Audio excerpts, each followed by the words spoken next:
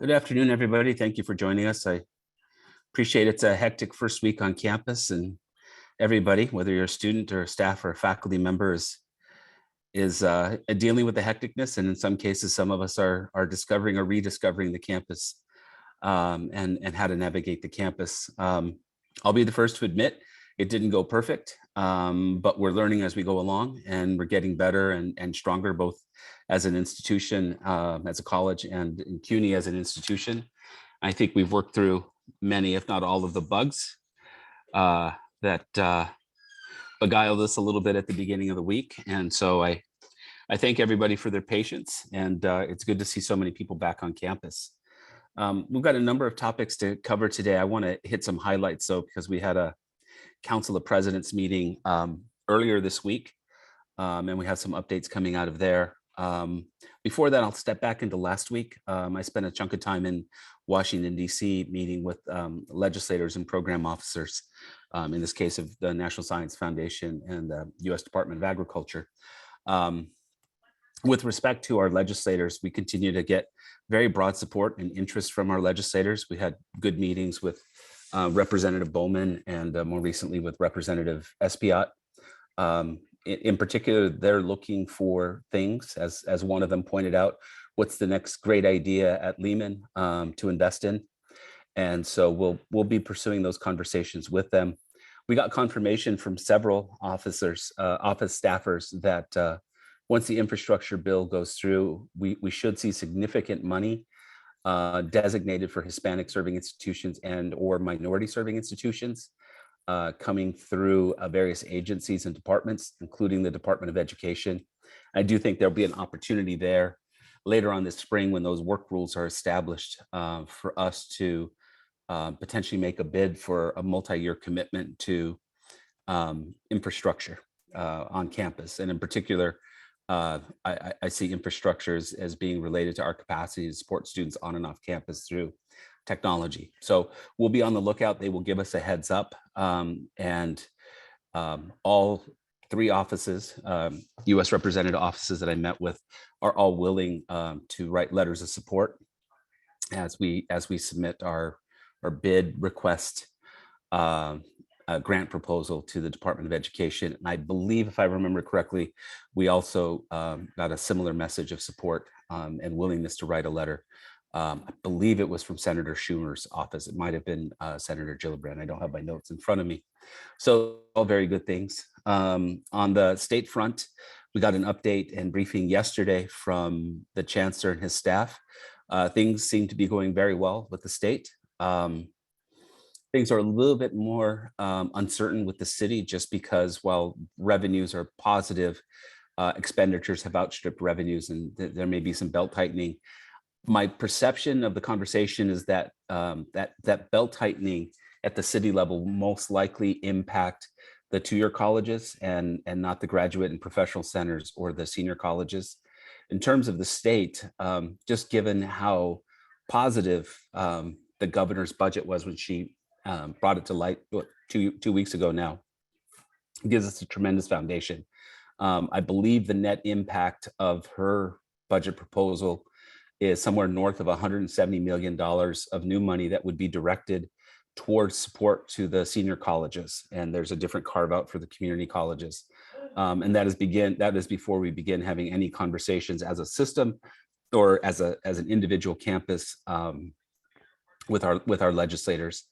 So we had a legislative breakfast here a couple of weeks ago with Bronx and Hostos. Most of our state delegation was there. Several of our federal delegation attended. So they've had a briefing already. We will do the formal proposal of our capital requests and our programmatic requests next Tuesday, I believe. And I think we'll be in pretty good shape. At this point, our lead capital request will likely be the library. I'm certain it will be the library. And then we have a couple of other pieces that will follow on. As Vice President Rotolo has reminded me, our total requests is still comparatively modest to some of the requests that other institutions are asking for in our system. So we will make the pitch for all three. We are required to prioritize them, but we will aggressively pursue all 3 of those capital requests. And then we have teed up 5 programmatic requests that are in line with our priorities, and at this stage, very important, in line with the talking points and priorities of the chancellor. And in particular, it will probably feature at this point, we have a little bit more consultation to do with the chancellor's office, food insecurity and mental health. Mental health has emerged over the last 2 to 3 weeks with increasing fervor in the conversations between the central office and their lobbying efforts with state legislators and legislators' interests. We also have proposals in regarding disability services, advisement, and initiatives to support the recruitment and retention of students of color, particularly male students of color. So those 5 will be our lead programmatic initiatives. 1 or 2 of those we hope will get funded. And we believe at least one of them, if it's not funded at the state, will serve us well in a conversation with the borough president and with the city council. And we're in good shape with them as well. So it's a very optimistic budget season. And we hope that optimism carries us through to early March when things are finalized. And I appreciate everybody's effort. And in particular, I'd like to call out VPs Bergmann, Sarmiento, Wright, and Rotolo, because in some cases, and over the holidays, I asked for some very quick turnaround of documentation to provide to our state legislators, and folks were good to not just simply turn it around, but turn around some high quality materials that we were able to put in front of their faces. So I appreciate my colleagues' effort and in those areas. And VP Rotolo, I want to call out as well. She's done just an amazing job of trying to get me up to speed and remind me of the talking points, and doing a nice job of shepherding me to stay on the script, particularly with our capital budget requests. So VP Rotolo, thank you for not letting me stray too far and introduce other ideas that are worthy, but would distract from the main points of what are our capital priorities that we've been talking about for more than a year. In terms of the campus, I hope most people find it in pretty good shape. For those of you who haven't been paying attention, yes, there is still construction going on. That will be the nursing building. And we hope that construction will be done as quickly as it can be done. I was going to say shortly, but that's an inappropriate adverb. And as we move towards completion of that, speaking of the city council and the borough president, we have a resolution that we're prepping for the city council just north of $3 million to equip and kit out the nursing building, so that we not only have a beautiful building that's prepared for 21st century nursing education, but that is equipped and resourced enough to execute on that vision. And so far, we have fairly positive feedback, and we are lucky that the chair of the education committee in the city council is our own councilman, Eric Dinowitz. So that's helpful.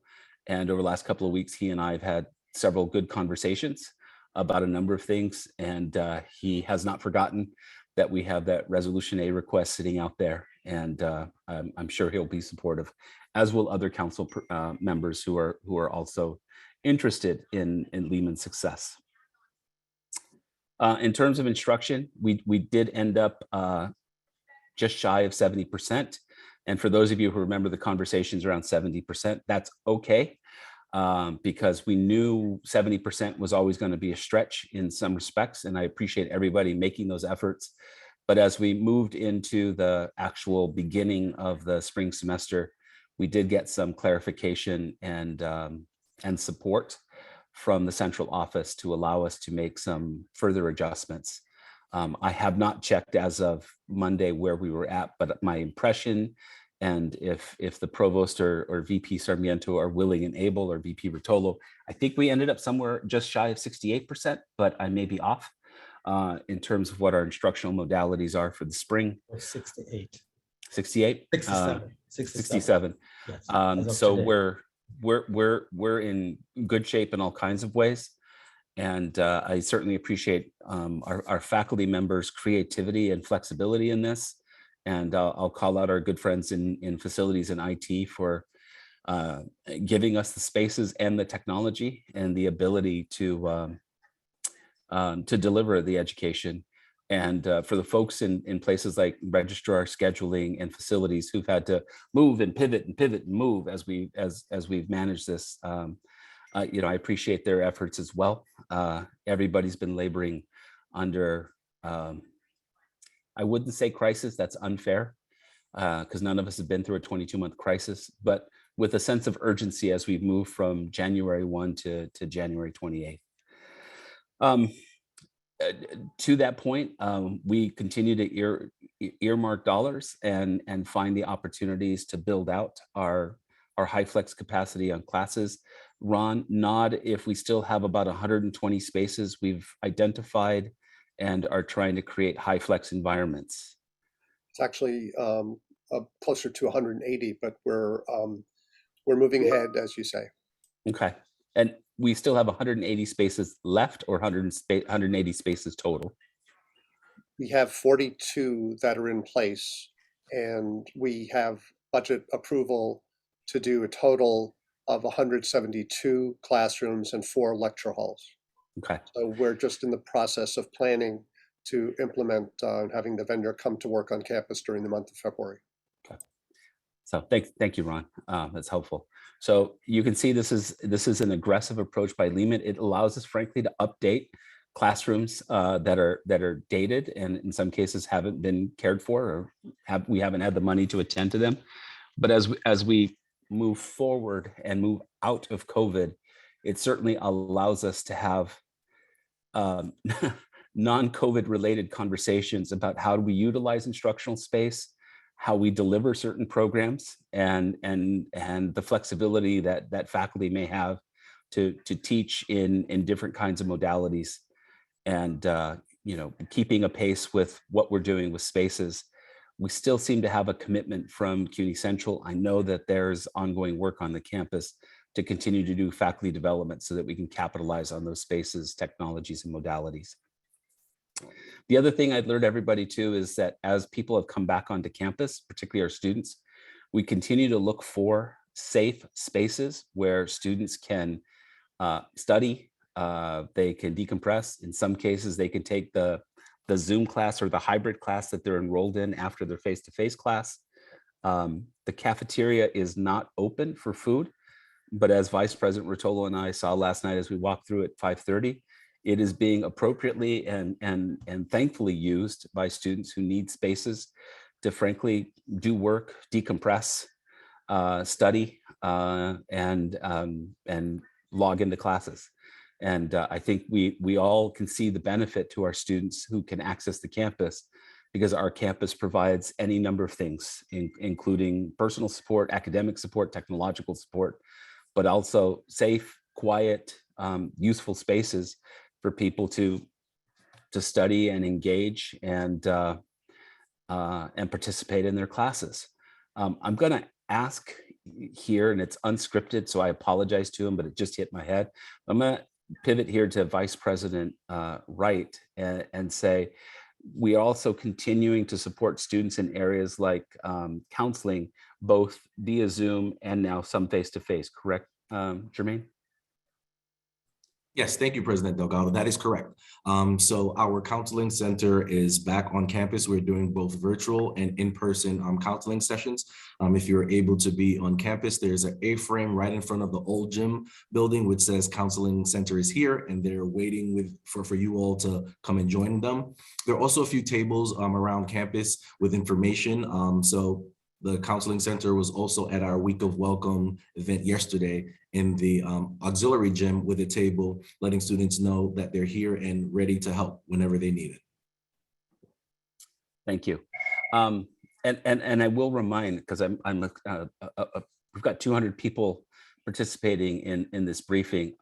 I'm going to assume a certain segment of them are students, and I'm going to ask for a little forbearance from our students over the next 3 or 4 weeks, because as they access and navigate campus, remember, many of our offices until the end of February are still staffed face-to-face at a 50% threshold, and that those numbers won't rise up until 70% until the end of February. effectively March 1. That's not to say we don't have offices that are nearly or at 100%. We do. For example, IT.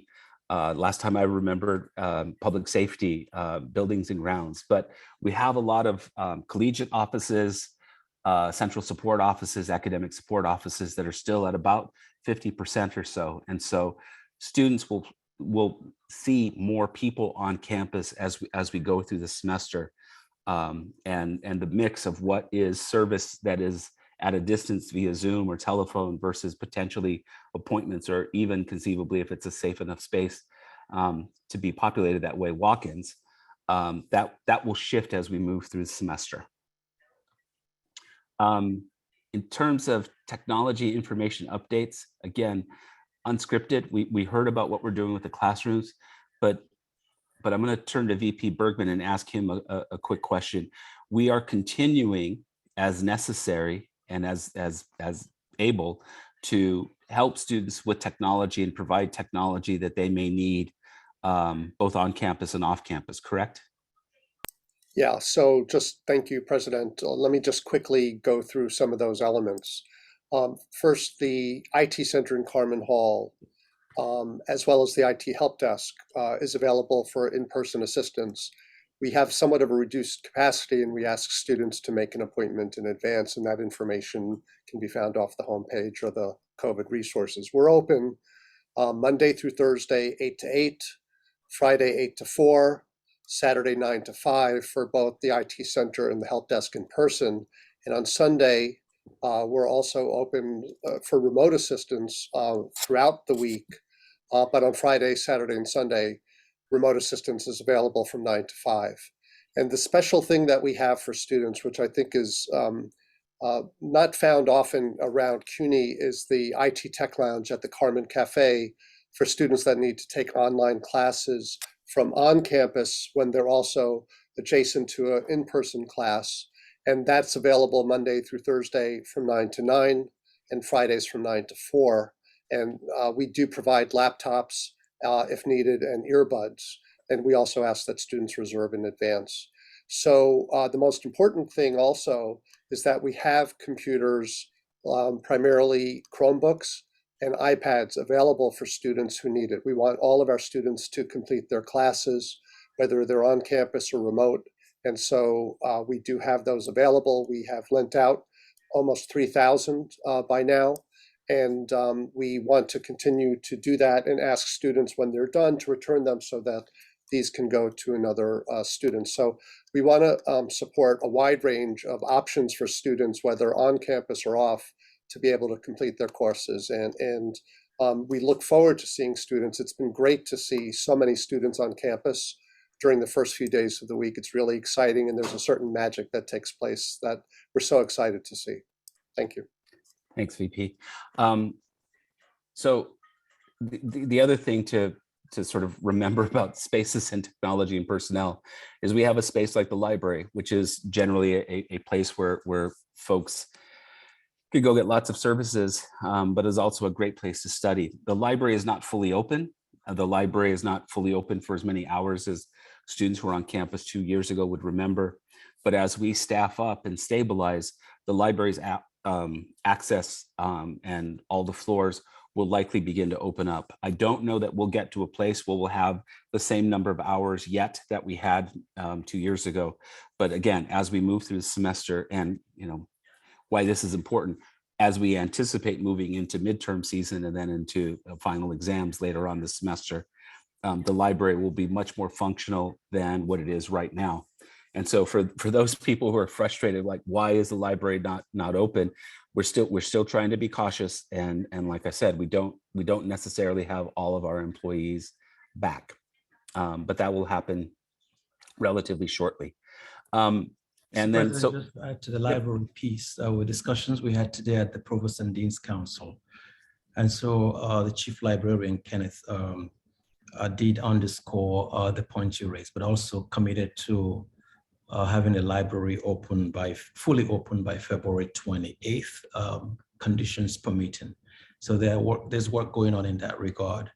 There are also other resources that are there for students, no advanced reservation needed if they need to reserve books.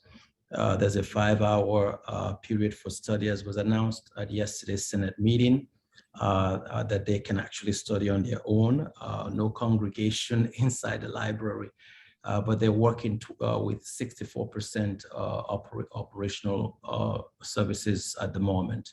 And then with the plan that by the 28th of this month, they would be fully open, conditions permitting. Thank you. And since we have the provost here, provost, just to demonstrate to everybody that the normal operations of the university still continue, even though even our campus is deeply impacted by COVID. Can you give us a timeline and where we're at with the School of Business? Yes, that's a very good point. And we, as I've said to folks, with the School of Business and the approval we received in December from the Board of Trustees, that's one part of the work. But the real work actually begins with implementation. And so we are working to establish a committee that will be co-chaired by 3 individuals. The president will share that information at some point by mid-February in terms of the planning committee. It's actually it's a working group comprising of stakeholders from across all of our divisions, faculty members, including students and alumni. So we're putting them together now. They will have an initial 45 days to provide some recommendations in terms of planning for the first set of activities that we will need to have in place in order to launch the school by July 1st. Then they will have another 45 days to provide some additional recommendations that will move us closer to the reopening. By July 1st, or that week, early part of July, we plan to have a soft launch for the school. And then, of course, at the beginning of fall 2022, we will have a celebration where we will actually bring in supporters to fully and formally launch the school. So the plan is underway. I will be visiting the Department of Business and Economics next week, and we'll engage faculty in those discussions, and they will also be included in the planning. And we'll share more information with the campus community as we put this together. That's great. Thank you, Provost. Another indication of us getting back to normal, we are beginning the planning for the Lehman Lecture. Annually, we've had this Lehman Lecture for, oh goodness, approaching 30 years now. The lecture will be on March 28th. We are finalizing time and location here in the next few days. I have invited Trustee Fernando to engage us in a conversation about civic engagement and public service. I think it fits who we are. And I think it's an important conversation as we come out of COVID and restitch our senses of community. But at the same time, I think he's a perfect person to speak to these issues that are part of the legacy of our namesake, Herbert Lehman. And so I'm thrilled that Trustee Ferrer has agreed to join us, and the intention is to have it on campus. We'll likely stream it as well, but we're working towards that end. And not to get too far ahead of ourselves, if I could put VP Wright on the hotspot one more time. Planning goes on for commencement ceremonies, yes? Yes, that is correct. So the commencement committee has met twice thus far. But I will say prior to President Delgado has been very excited about doing an in-person commencement. So he and I met prior to, and he said, let's proceed as he had met with the chancellor and indicating that that is the desire to move forward with in-person, and let's proceed. So given that charge, we convened the committee comprised of a cross-section of individuals across the campus, and we have met twice thus far. Our commencement date is going to be May the 26th, which is a Thursday, and we are planning this full steam ahead. Thank you, Jermaine. And again, as in the past, we anticipate a very active campus. We will plan a commencement that's outdoors, and based on conversation we had with Vice Chancellor Batista this week, we are waiting parameters and guidelines for safety and approval processes from the central office. I'd like to see them tomorrow so that I can pass them on to VP Wright, but they may not come until next week. And like many things that we've had to do over the last couple of years, we are authorized to continue to plan But as we finalize our plans, those plans need to be reviewed and approved by the central office. So hopefully we get the guidelines in a timely way and are able to turn them around several weeks in advance. And I, for one, love putting on the regalia because we generally don't walk around wearing regalia in the United States.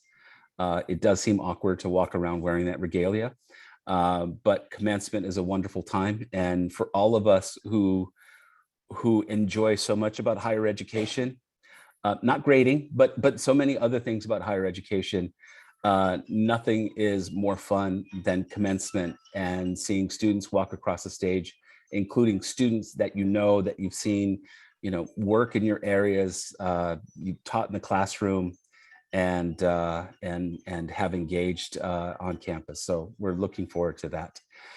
Before we wrap up the formal presentation, move to the Q&A. Something that's always on people's mind, and I'm glad we have VP Sarmiento with us. If VP Sarmiento could give us a heads up of where we're at with our enrollment and how we're trending, that would be wonderful. Thank you, Fernando. Just 30 days ago, our enrollment was a little over 9,600.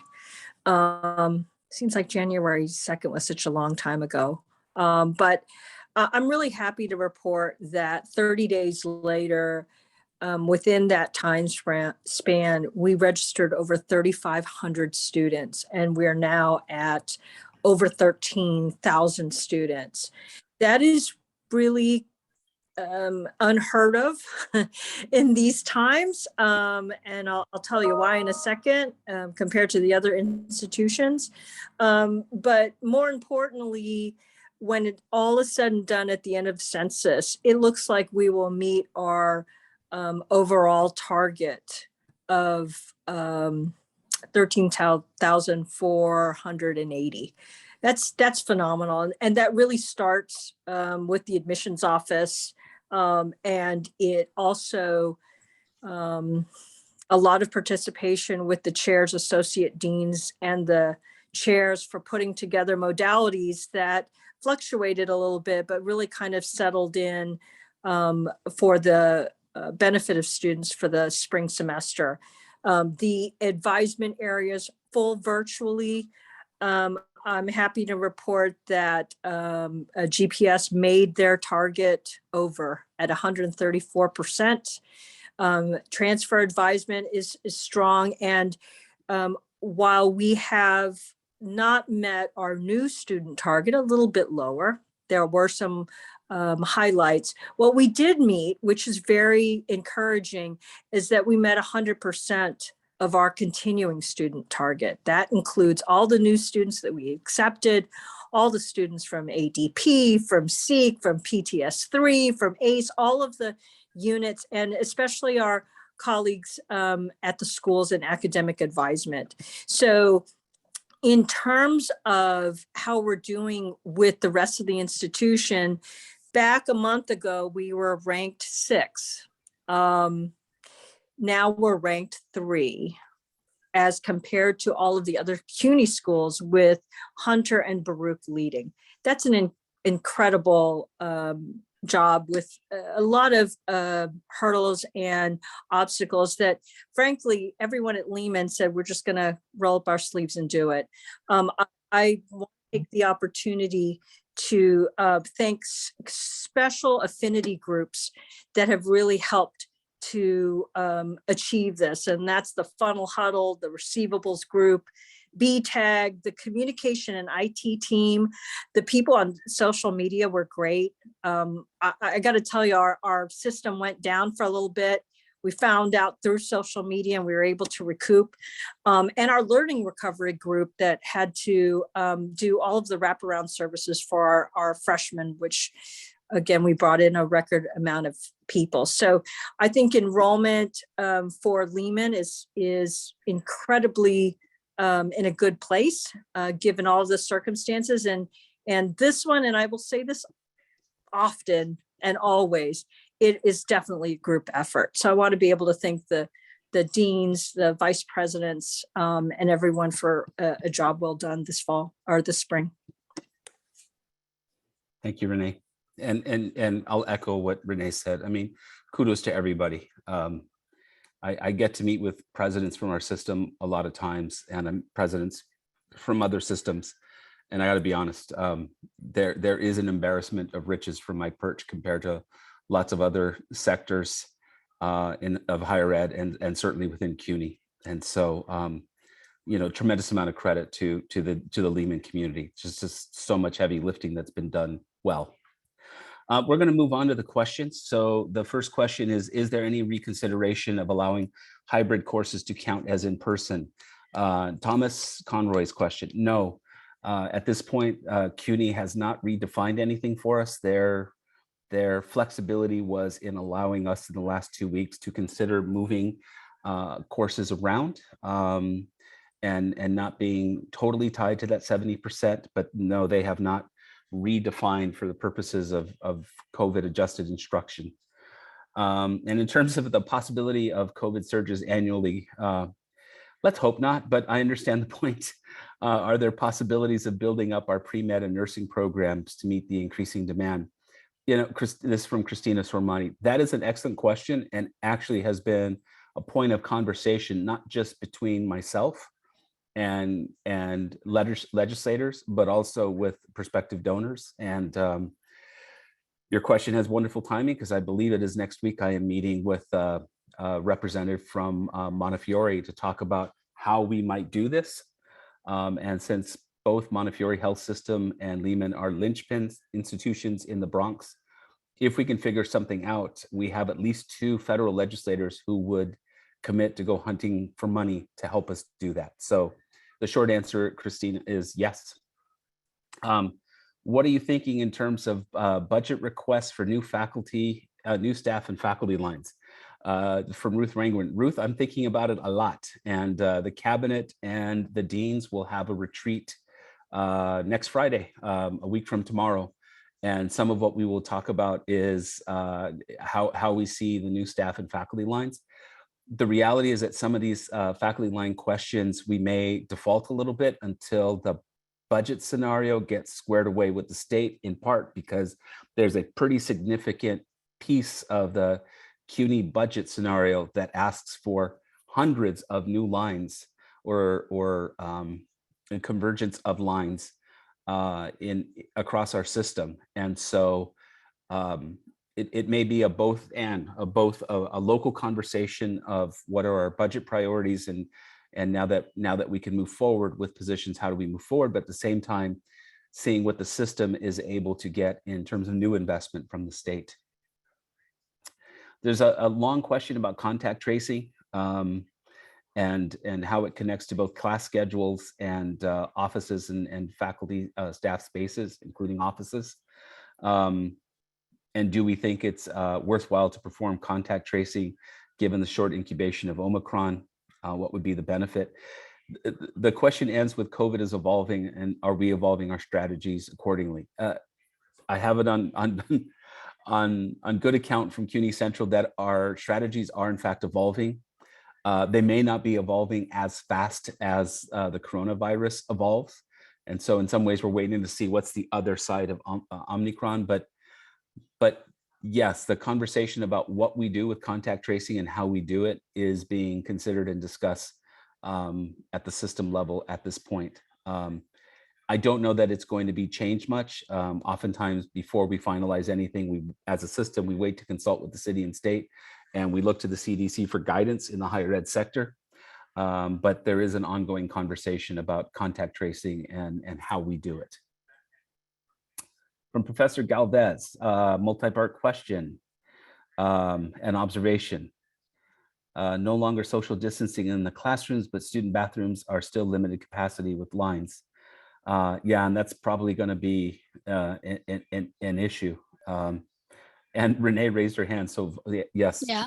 Rene's going to solve our bathroom issues. No, we don't have an issue. What happened is we forgot to take the signs down because they're no longer required. So those signs should be coming down. Yeah. Oh, thank you. Yeah. That's an easy solution. Yeah. Yeah, plumbing is hard otherwise. Yeah, the question of random selection, and it may have been ill-advised to randomly select students in the first week. last time I checked, and Jermaine may have this answer, I know as a system, the system made a decision about 3 weeks ago to move to a 20% pool from a 10% pool for random selection, because 10% is what we were doing last fall. But the randomness is controlled at the system level, right? And they generate the emails. And so they may not have been paying attention to what is the status, first year, second year, third year, senior for our students. They just simply looked at pools of people on each campus and sent them emails. And I want to reiterate, if you get one of those emails, please pay attention to what they're asking you to do. And to any students who are out there, and frankly, just a reminder to all of us, there's a lot of email being sent between the CUNY Central office and various offices at Lehman.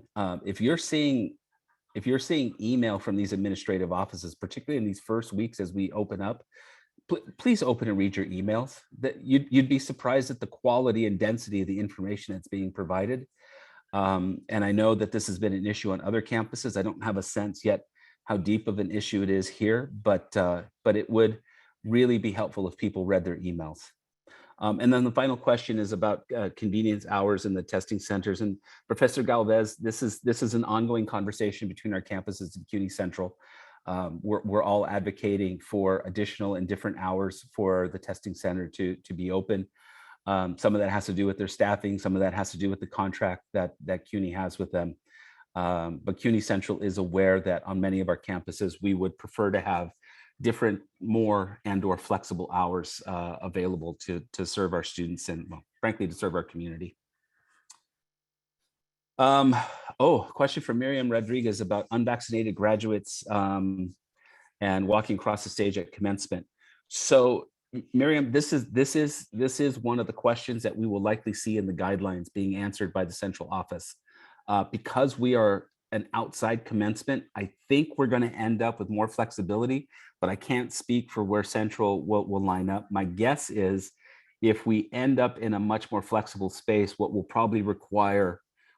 CUNY will probably require is proof of a negative test within 48 or 72 hours of commencement. But please, we need to wait to see what CUNY Central tells us what we need to do so we can manage it well as people come to campus for commencement. Students appear to love asynchronous online courses. I hope we can continue these courses into the future. Well, one of the conversations we have to have as we plan for semesters and years without COVID is frankly to pick up the conversations that were already ongoing prior to COVID, and that is, what is the right mix of classes and programs on campus? And the crucible of COVID has taught us some things about hybrid and online classes, but Lehman was and is already a leader in online and frankly technologically supported education. And so I suspect as we pick up those conversations, we may see a different mix of online versus face-to-face courses and programs being part of our future. Question from Jack Henning: what is the air filtration system for the auditorium in Gillette 024? And Jack, I'm gonna have to punt to somebody else because that level of detail escapes me. I don't know if VP Rotolo has it at the top of her head. She has her hands up. So the Gillette Auditorium has an installed exhaust system, which was just put in, which will require the windows to be cracked open to draw fresh air in. On order is a makeup air system, which will provide tempered outside air. So for now, it's going to be a little cool. The radiators should be cranked up all the way in the space, but you do have an exhaust system, which will bring in fresh air from outside by cracking the windows. And VP Rotolo, if we're in a specific space and we have difficulty cracking open those windows for whatever reason, we can contact facilities and somebody will help us out. Contact buildings and grounds and someone will be dispatched to open the windows. Absolutely. Okay. We've been doing that all over campus. Thank you. There are no open questions that I see, and it's 4:40. That may be an indication that we have covered enough of the waterfront for this briefing. I'm punting a little bit just to see, but I don't see anything else opening up. So unless one of my fellow panelists has anything else for the good of the order to share, we might just then proceed to conclude. Ron, you have your hand up. Thank you, President Delgado. I just want to make the community aware that we're having some issues with very targeted emails that are sent both to students and to faculty. And this always happens around holidays and at the beginning of a semester. And it's an intentional campaign to mostly try and identify people who are willing to provide personal private information or funds to these scammers. So I just want to make students aware that if they're getting an email about work from home or from UNICEF about opportunities and the response is to a Gmail, please do not respond. Always check with us if you have any questions about the legitimacy of an email and look at the sender. With faculty, we're noticing several emails that are going from a colleague or former colleague to a department chair or another faculty member asking if they're free and looking for some sort of gift card. So those are pretty obvious, but we don't want people to lose money or to fall for these things. And in response, we're doing two things that I just want to make the community aware of. One is that we're upgrading our Microsoft license to a higher level of license that will provide additional email protection. And in addition, we're going to be extending Proofpoint, which is our spam filter, to improve it and make it something that also filters emails that come from within CUNY. We've seen a lot of SPH spam these days, and also that will eventually be placed in the student email environment. So we should see a reduction in fraudulent emails coming, but we cannot stop them. They can evade our filters, and we just want everybody to remain vigilant. Thank you, President. Thank you. Ron, just to follow up, we've got a question from Ruth Wangren. How exactly do we let you, I assume us, know about scamming and phishing? Well, there's a variety of ways. You can email myself or Assistant Vice President Eddie Ruiz. You could send it to the IT Help Desk or any member of IT. We eventually, when we upgrade Proofpoint, there will be a button that will allow you to report from within the email suspected spam email. So we'll make an announcement about those changes, which we're excited to implement probably this semester. Mm-hmm. Okay. I thought James Mann had a question, but I see the smiley face at the end. Follow-up question again. If we click on junk and choose phishing, would IT see that? That will go to Microsoft, so we would not see that. But again, people are very helpful in the community to report spam emails. We don't want that to stop. And so if you're concerned, I'll let Eddie, myself, or the help desk know, and we will follow up. Okay. And I'm going to go back to James's question, but or comment, but I haven't seen anything or heard anything yet that would suggest that no replied at clear4work.com is a spam. Right. Related. So that is the email that people are getting with regard to updating their information, especially random testing. Okay. And it has a fairly generic subject line that we've asked them to change at CUNY, which says something about, email from the City University of New York. It doesn't have anything about random testing in the subject line, but in the email, it talks about the necessity and provides unique identification URLs for people to submit their information. So we need people to respond to that and to make sure that if they see something from Cleared 4, it is likely legitimate. And they can always check with us, as they have, to make sure. But in the short term, you will get these emails. It will likely be about random testing, or maybe your vaccination information has expired. Please comply with that information so that you don't get a red when you come to the campus. We do understand that it does take some time for the testing results to take place, and we know that they're working hard to reduce that to 24 to 48 hours. So the earlier you take care of those things, the better. What we have seen is at the gates is that when we had about 7-8% of the people swiping in red on Monday and Tuesday, and then Wednesday, Thursday, and Friday that went down, Wednesday and Thursday that went down to about 3.5%. So we see that the efforts are paying off, and we want to make sure that if you're coming to campus, that you're going to swipe in green, assuming that you fulfilled the myriad of responsibilities that we have to ensure that we're protecting ourselves, our families, and the Lehman community. Great. I also add, VP Bergmann, in addition to that, when you receive that email, you have 7 days from the date of that email to comply. If you do not comply after the 7th day, that is when you will not be given access to campus. And that was the situation for a myriad of different students on Monday and Tuesday. So please, please, please check that email. As was indicated, it was a targeted approach of specifically looking at who was showing up on campus, if you were scheduled to be on campus, and if you would swipe in red and we contacted you.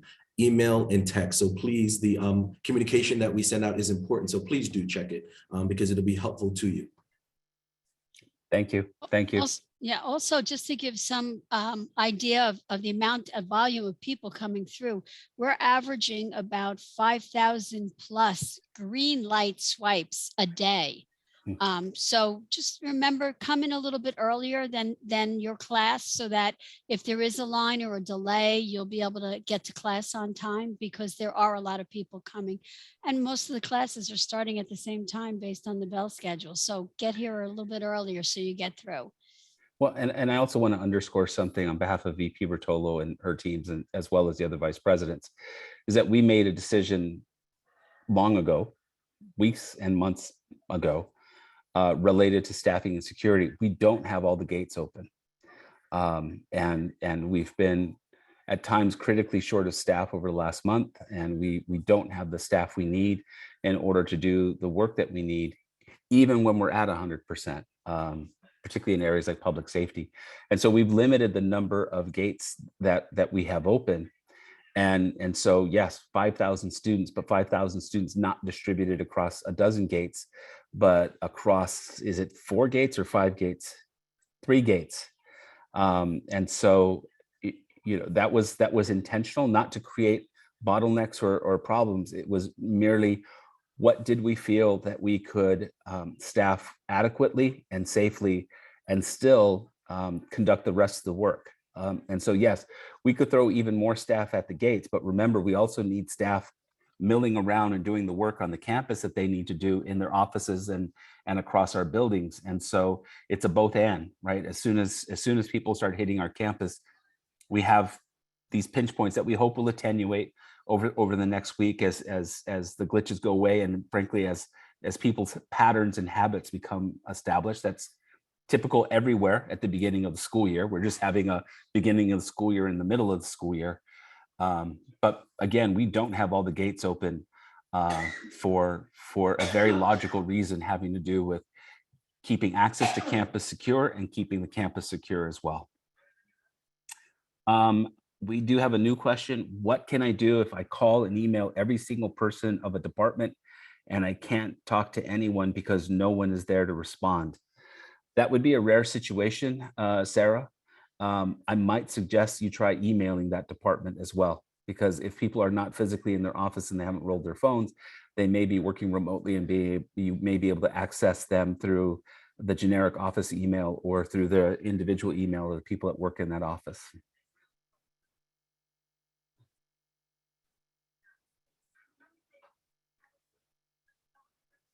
Oh, I was going to wrap it up and a question just popped up. Is there a way you could be able to put in place a policy about space sitting within the classroom? No one should be sitting directly behind next to each other. Even though students and staff are vaccinated, the virus can still be caught, and no one should be sitting directly behind each other. As I recall, VP Rotolo, we are following the CDC guidelines about how we have spacing in the classroom. And so while I appreciate the need for people to be prudent and to make choices about where they're occupying space in the classroom as well. I believe that our classroom setups are in keeping with those CDC guidelines as they've been sort of pushed through the CUNY central office to us. We also, most of the classrooms are under enrolled so that there are more seats than there are people occupying seats. So there is some flexibility in most rooms. Okay. Sarah had an additional question. It's an urgent problem. I would encourage you to email, and you might even choose to email me, Sarah, and I will forward the email. And I will do our best in the next 24 hours to sort out your issue.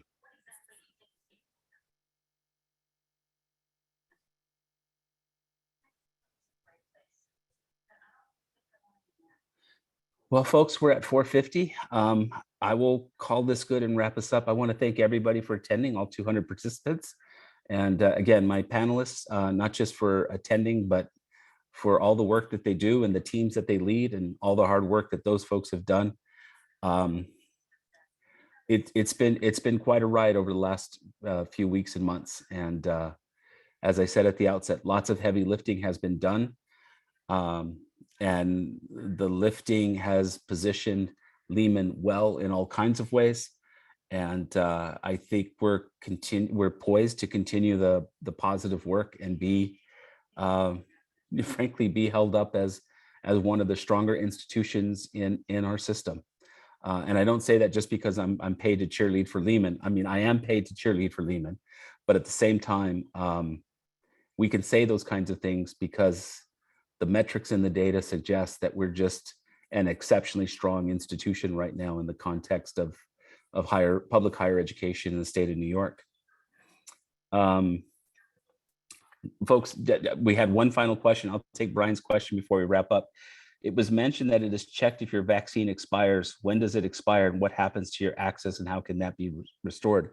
I don't know, Brian, that your vaccine expires, but if you're a student, what you would likely be getting, if you haven't already received it, is a reminder to get a booster. So the CUNY Central Office has put in a booster mandate. All those students who were eligible to get a booster by the first day of classes, which was last Friday, the 28th, you have 30 days to get that booster and upload it. And then any students who become eligible based on the information previously provided about your vaccination, you will be reminded that you have 30 days from that moment of eligibility to comply with the CUNY Central mandate to get a booster. I want to add to that too, is I believe the expiration goes back to if you actually uploaded originally your Excelsior Pass, because those came with an expiration that was later changed, but that change wouldn't update automatically in CUNY first. And that would be the only reason it would have expired, unless you didn't get a second. I mean, you couldn't have uploaded without a second. So Vice President Rotolo, so he may have to manually go in and update his information then. Yeah. And if he can't, Brian, you can go, just touch base with HR and they can assist you with it. Okay. All right. Oh, from Gene Geiger. Could info on vaccine expiration be emailed to students and staff since we all got first shots and boosters at different times? Is it, I'm not so sure with your answer, Rene. It's not so much that there's an expiration, it's how we've recorded it previously in Excelsior. It's the way the Excelsior Pass originally recorded it. I believe they changed that. I don't know if it was about 5 or 6 months after they first instituted the Excelsior Pass, but when they first did it, it had an expiration date. Okay. So it's not your vaccination, it's your Excelsior Pass. That was the problem. Correct. So there was the regular Excelsior and then there was Excelsior Plus. So the Excelsior Plus does not expire, and it actually shows the dates of when you were vaccinated. Whereas the original one just has a QR code and it says the name and date of birth and it says vaccinated. So that one was sunset and in preference for the Excelsior Plus Pass. From a student facing standpoint, if there are any issues of that nature, you can contact one of the LVAs and we will get back to you. in providing that information. But from the student context, they had to upload their CDC card. So there was no expiration there. It's there. And information regarding boosters have been sent out to students, and we will continue to send it out. But we, again, implore you to check the emails. And we will continuously remind you when the time comes that March 1st is the deadline.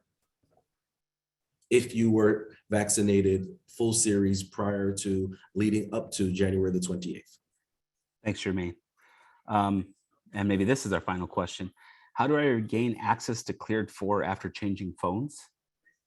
So I'm going to tell Carol to send an email to me, and I will reply with the link to the support team for the testing company, and they can assist you with that. Thanks, Rene.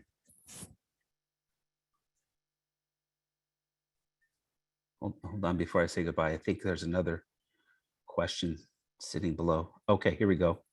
Not person specific. How many months after the booster, for example, you would need a new shot? Jean, at this point, we're just focused on getting people fully vaccinated into the booster. We don't have any other directives or suggestions of directives of where we're going to be after the booster. It's just moving into and through the booster at this point. It is possible in a month, 3 months, 4 months, we get additional directives or suggestions from the CDC or other agencies about yet another booster. But at this point, we don't have any indication beyond this third shot, this current booster. Okay, we're at 4:56. Thank you, everybody. Thank you to the panelists. I'll let you have your evening back. And tomorrow is the end of the first full week of instruction, and everybody's still standing. And we hope as things get smoother and our campus remains vibrant, we will all rediscover the Lehman that we remember before basically March 1, 2020. So thank you, everybody. Stay safe, be well.